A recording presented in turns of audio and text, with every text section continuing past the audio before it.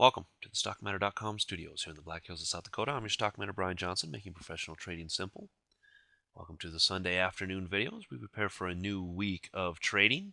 Keep in mind the end of this week is the end of the month as well, so be curious to see what the markets want to do. But from what we've seen in the past, month end has been typically pretty good for the markets, and Mondays into Tuesdays have been very good for the markets as well. So we have to keep that bias in place.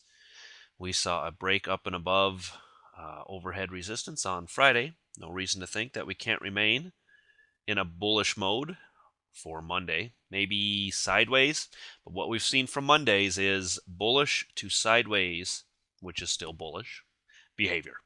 No reason to think that's going to change, and it's okay to stay on your toes just in case, but no reason to think that'll change coming into tomorrow. So we will be watching for that for sure. I don't like holding the indices long overnight, but certainly have not had any problem doing that Monday into Tuesday. The Dow on a 60-minute you can see breaking over these levels that we mentioned, 11,150 up and above. My entry was 11,160 to the long side, and you can see that played out very well on Friday.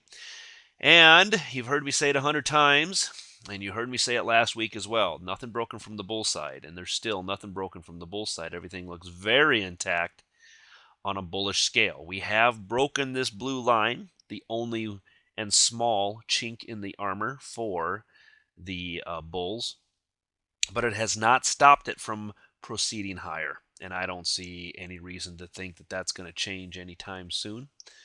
As you can see here, the market, as long as it stays up and above, I really like the 10,950 area, which is now way back below here. But even a break below the 20-day moving average would be a good start here.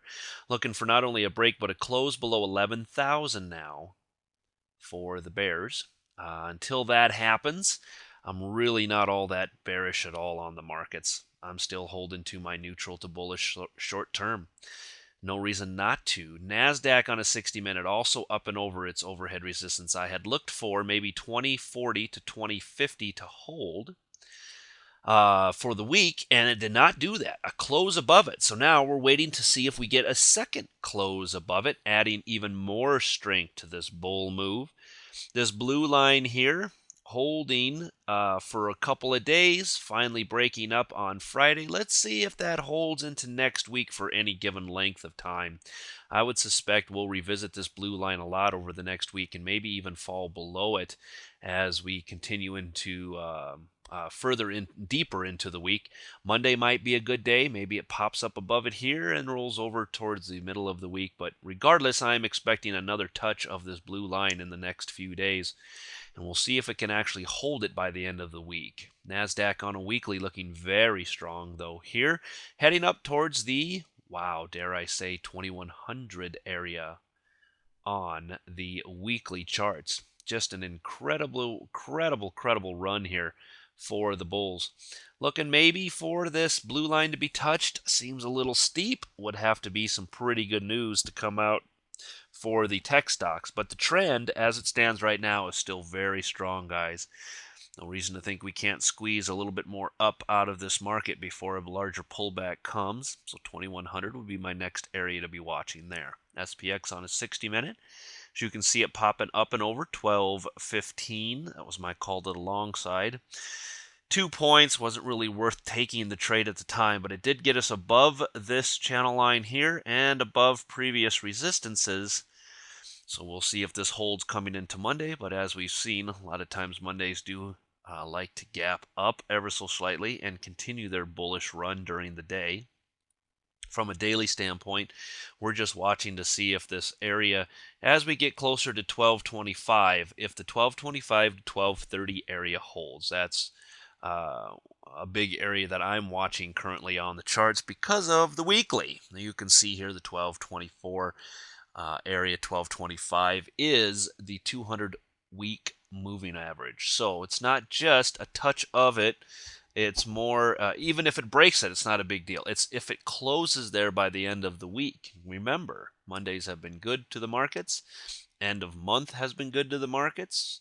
So there's only a few days in there that I would suspect to see some more bearish activity happen. But we definitely want to keep our eye on this, not only during the week, but certainly towards the end of the week to see if we get a close, an actual close above the 1225 area. VIX on a daily. No fear here. There were up days in the markets and up days in the VIX, showing a divergence here between the VIX and the markets themselves. But overall, the point is there is no fear in the market. Still staying down here in this area, which is, until proven otherwise, a low base formation. Low base would mean lower prices for the VIX.